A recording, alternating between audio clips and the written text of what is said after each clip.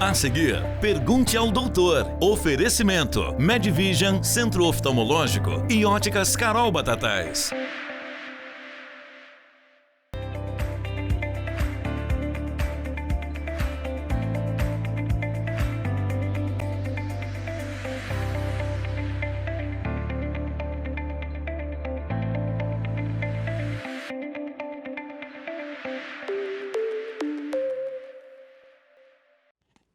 Iniciamos mais um Pergunte ao Doutor. Você sabe, quarta-feira, dia de oftalmo, aqui na companhia do Dr. Carlos Leandro. Gratidão pela participação conosco. Boa tarde, doutor. Boa tarde, Luciano. Boa tarde a todos aí que estão nos assistindo. Falar mais um pouquinho aí da saúde dos nossos olhos. Exatamente. Tema de hoje: você enxergar bem, mas será que sua visão é saudável? Um erro que muito se comete, né, doutor? A pessoa acha que só porque está enxergando bem que está tudo corretinho com o olho. Exatamente. Isso vale principalmente para as pessoas que passam dos 50 anos de idade e acham que é normal. Às vezes, minha visão piorou um pouco para perto, deve ser assim mesmo, minha visão à noite já não é mais a mesma como antes e acho que está tudo bem. Então é fundamental a gente fazer uma avaliação oftalmológica para saber se é a sua impressão que você enxerga bem realmente ou se de fato tem alguma coisa silenciosa ali que a gente pode detectar no exame de rotina e poder fazer o tratamento de forma correta. Perfeito. E vamos então às interações com a primeira pergunta de hoje. Doutor, dentro dos parâmetros médicos aí, né, o que seria uma visão saudável?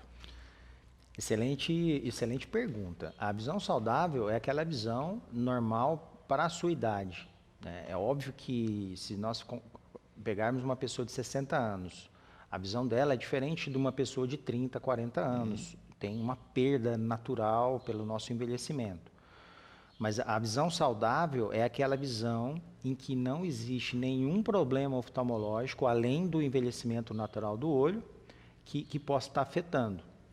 Muitas pessoas, com o passar do tempo, pensam que o óculos está ficando fraco, por exemplo, e começam a trocar de óculos, sendo que, na verdade, pode ter uma catarata, por exemplo, ali que está aparecendo, ou até mesmo um glaucoma, com uma doença silenciosa e muito perigosa, que pode estar contribuindo para essa sensação de óculos fraco. Então, a visão saudável é aquela visão normal, dentro dos parâmetros para a sua idade. Perfeito. Isso, né? Comparativos não dá para se fazer com idades diferentes e entendendo que, né? Olha, sabe que a gente vai ter com o passar dos anos alguma dificuldade visual, mas ainda assim a gente aprofunda isso. Próxima interação. Vamos a mais uma perguntinha aqui dos nossos espectadores. Doutor, por que a pessoa com olhos claros tem mais sensibilidade à luz? É até interessante essa pergunta, né? Porque a gente não pode confundir sensibilidade à luz com problema, tá? Muitas pessoas pensam que quem tem olho claro tem mais problema na visão do que quem não tem olho claro. Isso não é verdade. Tanto o olho claro como o olho escuro, eles são saudáveis da mesma maneira. O fato é que o olho escuro, né, os olhos castanhos, eles têm, por ser castanho, ele bloqueia um pouco mais a entrada da luz. Da luz, principalmente luz solar. E os olhos mais claros, como a íris ali, né, que é a parte clara, ela é um pouquinho mais transparente, a luz entra com um pouquinho mais de intensidade. E isso provoca uma sensibilidade maior. Então, a única coisa, a justificativa para que o olho claro seja mais sensível é porque a íris é mais fina, clarinha ali, e a luz entra com mais força. Mas isso, o olho tem a barreira normal de proteção, como o olho castanho normal. Então, são olhos saudáveis iguais, um pouco mais sensíveis. Perfeito. Próxima participação aí, vamos a mais uma interação. Doutor, tem alguma vitamina que ajude a melhorar a visão? Bom, na verdade, sim, né? As vitaminas, tipo vitamina E, vitamina A, são vitaminas que têm uma atuação um pouco mais efetiva dentro dos nossos olhos, né? Alimentos ricos nessas vitaminas podem sim trazer um pouco mais de deixar o nosso olho mais saudável. Mas o fato é que a gente não vai suplementar isso. Então eu vou ingerir suplementos de vitamina para melhorar a saúde do olho. Isso, na verdade, não acontece. Nós devemos nos alimentar de forma saudável, de alimentos ricos em vitaminas, para o nosso corpo de uma forma geral, inclusive os nossos olhos. Mas isso não tira aquela necessidade de fazermos consultas de rotina, por exemplo, para fazermos a avaliação. E é importante destacar isso, né? Hoje a gente tem visto aí muitas matérias de problemas de saúde por excesso de vitaminas, ou Claro. seja, aquela pessoa que começa a consumir sem ter feito exames e sem ter a necessidade de suplementar. Isso é um grande problema, né? Muitas pessoas estão achando que as vitaminas são a solução dos nossos problemas, né? Assim como a gente vai ficando mais velho, a gente vai tendo deficiência de alguns sais minerais, vitaminas, a gente precisa monitorar, precisa medir isso. Então, a indicação de suplementação vitamínica, ela só é indicada quando a gente tem realmente a deficiência. Então, a alimentação rica em vitamina nunca é demais. A gente pode consumir isso à vontade. E a vitamina E e a vitamina A, elas são um pouco melhores aí para a saúde do nosso olho. Muito bom. Mais uma questão aí, última pergunta nesse bloco. Quando a perda de visão por catarata se torna irreversível, doutor, existe isso? Não, na verdade não, né? Na verdade, a catarata sempre é uma doença reversível. Se a gente considerar a catarata pelo envelhecimento, que é o caso mais comum, ela sempre vai ser reversível. O que acontece muitas vezes é que quanto mais dura essa catarata, quanto mais velha ela vai ficando, maiores as dificuldades cirúrgicas, né? Então, se nós estamos falando de um paciente que é cego por catarata, que a catarata endureceu muito, é uma cirurgia muito mais complicada que um paciente que você fez um diagnóstico numa fase inicial e você indicou aquela cirurgia. São completamente diferentes os procedimentos cirúrgicos. Porque, na verdade, você vai ter que quebrar essa catarata e aspirar. Quebrar e aspirar. E se você está com uma catarata muito dura, isso se torna muito difícil. E você corre mais riscos de lesar, de causar um danozinho ali nas estruturas que estão próximas ali à catarata. Então, a catarata, tanto é que a catarata hoje é a principal causa de cegueira no mundo reversível. Sempre ela pode ser revertida, né? E muitas vezes se vê isso, né? Locais que não têm estrutura médica, que os profissionais às vezes fazem ações voluntárias, etc., que a gente observa isso, né? O sujeito com o olho quase completamente branco de tão antiga catarata e que parece mágica mesmo. Eu tive recentemente na Amazônia, onde eu participei de um projeto de cirurgias de catarata, para a gente falar de tecnologia de lentes intraoculares. E a gente não fez a conta estatística, mas seguramente a gente deve ter feito umas 200 cirurgias. Seguramente mais de 100 pessoas eram pessoas cegas por catarata. Mas pessoas cegas porque não têm acesso ao médico, né? Então, se nós estamos falando na região amazônica, que onde o acesso ao médico é um pouco mais difícil, a gente ainda dá um desconto, né? Mas se a gente fala aqui na nossa região, a gente ainda encontrar pessoas cegas por catarata, isso aí realmente é uma coisa muito séria, né? Muito séria, e isso não poderia estar acontecendo nos dias de hoje. E eu fico imaginando o impacto de um projeto desse nível, né? Porque a gente está falando aí de região amazônica, que a acessibilidade já é complicada, né? Imagina uma pessoa sem visão num lugar de difícil acesso, retomando a visão. É impressionante, assim, quando você opera um paciente cego de catarata, o resultado que ele tem, a felicidade, logo após você termina a cirurgia, a pessoa que estava na escuridão, de repente, ela já vê a luz, assim, imediatamente. Isso realmente foi acho que o mais interessante do projeto, nem foi a tecnologia que eu aprendi lá, e sim essa experiência mesmo de restaurar a visão de pessoas que são cegas, né? Por isso que a gente fala tanto aqui, em todos os programas que eu tenho vindo aqui, quanto antes a gente atuar em doenças oftalmológicas, os resultados são muito melhores.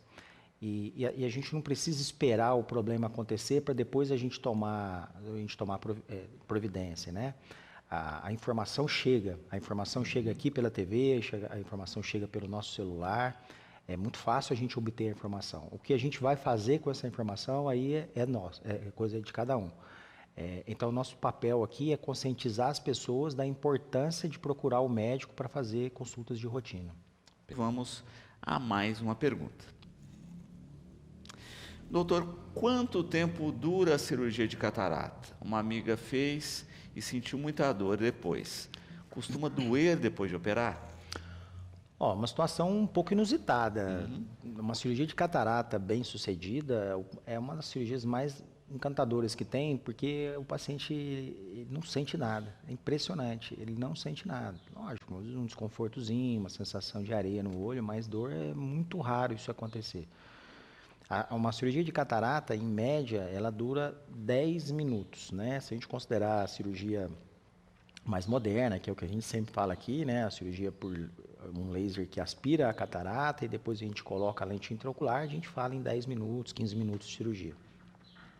Se é uma cirurgia mais convencional, às vezes uma catarata muito dura que você precisa extrair ela manualmente, 20 a 30 minutos, né? Mesmo assim, não tem relato de dor na grande maioria dos casos. Obviamente que cada pessoa tem a sua sensibilidade natural à dor.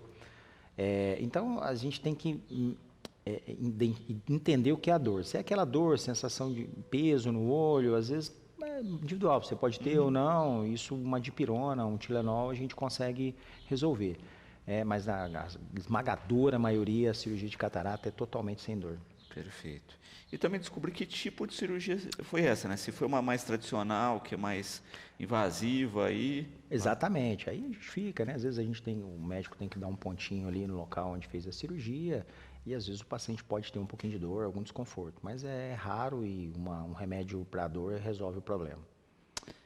Próxima interação, vamos a mais uma pergunta. Quais doenças ou qual doença, né, pode aparecer para quem usa muito a tela do celular ou notebook, enfim? A gente não pode também classificar assim a doença, né? As telas, elas não são causadoras assim de doenças graves para o nosso olho. O que a gente sabe hoje é que as pessoas que usam muita tela para o trabalho, lazer, enfim, qualquer motivo que seja, tem um ressecamento maior dos olhos, né, tendo mais sintomas de ardência, às vezes lacrimejamento, olho vermelho, mais ao final do dia, né, aquela sensação às vezes de dor de cabeça, cansaço na visão. Isso as telas podem causar. E a gente sabe que nas crianças a tela pode ser um fator causador de miopia, né, as crianças hoje são mais míopes, têm mais problemas de óculos do que as crianças do passado que não usavam tanta tela. Isso é um fato, né? A gente já comprovou isso ao longo desse tempo, principalmente pós-pandemia. E ao longo do tempo, né, a exposição das telas pela radiação azul, né, o filtro azul, a luz azul que é emitida pelas telas, ela pode sim aumentar a catarata mais precoce, né, aumentar às vezes problemas de retina mais precocemente. Por isso que a gente sempre enfatiza, as pessoas que são usuárias de tela de muito tempo têm que estar sempre no oftalmologista para estar começando aquele monitoramento anual para a prevenção dessas doenças. Perfeito. E é interessante também, né? A pessoa que tem alguma condição clínica já, né, pode ter essa condição afetada aí ou ampliada, porque como a gente sempre fala aqui, né, todas essas condições elas são progressivas. Exatamente. Até ela pode ter esse fator de aceleração da condição. Exatamente. Então, se você já é um usuário de óculos e usa muita tela, você tem que estar mais ali presente no oftalmologista. Se você é um paciente que tem diabetes, por exemplo, usa muita tela, você tem que estar mais precocemente no oftalmologista ali para avaliar as condições da retina. Então, o usuário de tela, ele tem que estar mais presente ali no oftalmo com frequência mesmo. Mais uma participação, vamos a mais uma pergunta. Doutor, dentro dos parâmetros médicos, né, o que seria uma visão saudável? A gente até, acho que já a pergunta foi repetida, né? Já veio essa, né? Então vamos à próxima, então. Próxima pergunta. Quais os primeiros sintomas que indicam que eu estou tendo problema de visão? Muitas vezes não tem sintoma nenhum, né? Muitas vezes a gente acostuma com aquela visão, um problema visual pode aparecer lentamente, silenciosamente, e a gente pensa que está tudo bem. Mas se você nota que coisas que você fazia no seu dia a dia e hoje você tem uma dificuldade maior, é importante a gente, isso é pela idade, é meu óculos que está fraco. É importante que isso seja relatado na sua consulta de rotina no oftalmologista, e se você está sentindo isso, não marcou, você tem que marcar a consulta no oftalmologista para ser avaliado mais de perto, né? Mas qualquer pessoa, independente da idade, que nota uma diferença em qualquer atividade básica do dia a dia, a gente precisa avaliar se isso é normal ou não. E lembrando que isso, né, é gradativo, então isso às vezes dificulta a percepção. A gente muitas vezes brinca que o braço vai ficando curto, né? A pessoa vai distanciando e não vai prestando atenção. Exatamente. E é uma coisa muito engraçada, assim, que eu atendo com uma certa frequência pessoas que vão renovar a carteira de habilitação e chegam lá no exame como se fosse um exame normal. E aí, de repente, ele é reprovado no exame. Ele não estava percebendo que a visão estava ruim e, de repente, ele aparece no consultório desesperado. Não, doutor, eu preciso da carta, pelo amor de Deus. Não, peraí, vem cá, vamos lá, vamos ver o motivo que você foi reprovado. Muitas vezes a gente encontra glaucoma, catarata, problemas na retina, que a pessoa estava achando que estava tudo bem e estava depositando toda a conta num óculos que precisaria ser feito ou trocado. Tanto que é importante, né? Por isso que a gente, quando mudou a lei para que a carteira de motorista seja 10 anos, né? É óbvio que a gente vai comemorar, as pessoas comemoram, mas na verdade eu achava que deveria ser os mesmos 5, né? Porque a direção é uma coisa importante. É importante as pessoas estarem bem para dirigir. E muitas vezes a gente pensa que está bem e na verdade não está. E esses exames são ferramentas que a gente tem para a gente poder medir a saúde visual da população, né? Pode ter uma degeneração de saúde nesse período de 10 anos que não se percebeu e gerar um acidente. Exatamente. Mais uma participação. Vamos mais um questionamento aqui dos nossos espectadores. Doutor, o que causa a chamada vista cansada? A vista cansada ela é o cansaço que a gente tem lá principalmente para enxergar as coisas de perto, em decorrência da perda da função da lente natural do nosso olho. Então, atrás da menina do olho, atrás do colorido do nosso olho, a gente tem uma lente lá dentro. Essa lente é como se fosse um óculos natural que todo mundo tem internamente. E essa lente, é esse óculos natural que a gente tem que dá foco nas coisas. Então, se eu estou olhando um objeto distante, essa lente tem que fazer um foco. Se eu estou olhando aqui o celular, por exemplo, é outro foco que a gente tem que usar. E com o passar do tempo, para a gente trazer o foco aqui para o celular, por exemplo, a gente precisa de força, precisa que essa lente tenha convergência. E isso a gente perde com a idade, que é principalmente após 40 anos. Então, o que causa a vista cansada é a idade, tá? Não tem outro fator. Perfeito. E aí a gente tem que ficar afastando, porque quando você afasta, é mais confortável para trazer o foco. Até a hora que não dá mais, né? Então, aí tem que pôr o óculos de perto. Exato, até porque não dá para fazer uma academia para reforçar aí essa estrutura. Mais uma participação, vamos lá. Ouço muito que glaucoma, doutor, é uma doença silenciosa. Quais os primeiros sintomas que podem indicar um glaucoma? O ideal é que esses primeiros sintomas nunca aconteçam, né? O glaucoma é hoje a segunda maior causa de cegueira no Brasil e até a gente já comentou isso em outras ocasiões, a maioria das pessoas não sabem que tem glaucoma. É uma coisa muito importante que a gente entenda isso. A maioria das pessoas que têm glaucoma não sabem que tem glaucoma. Porque a gente está falando de uma alteração da pressão ocular e não da visão, necessariamente. Exatamente. E justamente por ser uma doença silenciosa e que não dá sintomas, ela vai evoluindo progressivamente. Então, quando a pessoa começa a apresentar os primeiros sintomas, é porque a doença já está muito avançada. Então, quais seriam respondendo a pergunta, quais seriam esses primeiros sintomas? Perda da visão periférica. Então, muitas vezes a pessoa nem percebe, mas a pessoa, a família, né, o marido, mulher, o filho, filha, percebe. A pessoa começa a não perceber as pessoas do lado, começa a não perceber objetos aqui do lado, ou vai manobrar o carro, perde a noção para manobrar, porque o glaucoma ele vai tirando o campo de visão. Então, ele começa de fora para dentro. Quando o glaucoma está aqui, já está atuando aqui de fora, a gente perde essa noção de lateral. Igual um cavalo, quando está andando, né, com aquele tapo, é justamente para o cavalo não ver o que está do lado e não se assustar. E começa a acontecer isso com a gente. Então, o ideal é que a gente faça o diagnóstico de glaucoma sem a pessoa ter sintoma nenhum. Porque aí você consegue, com o tratamento, fazer com que ela nunca tenha sintomas. Muito bom. Mais uma participação. Vamos à nossa última pergunta de hoje. Daltonismo, doutor, é hereditário? E por que acontece? Não, o daltonismo não é uma doença hereditária, né? O daltonismo, ele é uma doença, uma predisposição genética que nós temos. Nós temos lá na nossa retina é igual se fosse um tapete e ele é um computador que identifica tudo que chega. Então, tudo que chega de imagem no nosso olho, a retina processa isso para o cérebro e transforma em imagem.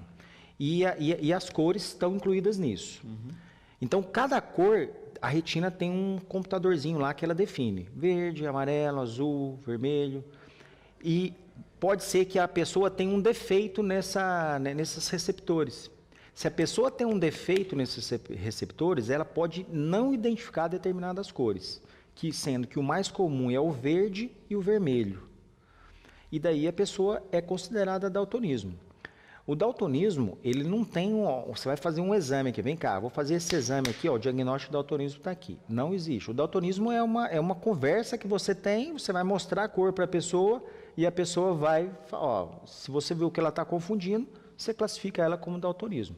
Então, não chega a ser uma doença preocupante, né? Tanto é que quem tem daltonismo pode tirar a carteira de motorista normal, tem uma vida normal. Ele aprende a conviver com aquela deficiênciazinha ali. Isso não tem nada a ver com hereditariedade, é uma malformaçãozinha que cada um pode ter ali. É uma alteração rara, né? E não traz prejuízo nenhum na visão das pessoas, assim, no dia a dia, vamos dizer assim. Doutor, gratidão sempre aí pelos esclarecimentos, não é? E fica sempre a expectativa dos próximos temas. Eu que agradeço, sempre um prazer aqui a gente poder falar sobre a saúde dos nossos olhos. Semana que vem a gente está junto aí de novo para falar mais um pouco. Maravilha. Bom, e você sabe, todo o conteúdo do Pergunte ao Doutor pode ser acessado pelo nosso portal educadoronline.com.br e também pelas nossas redes sociais. Ficamos por aqui e nos encontramos no próximo Pergunte ao Doutor.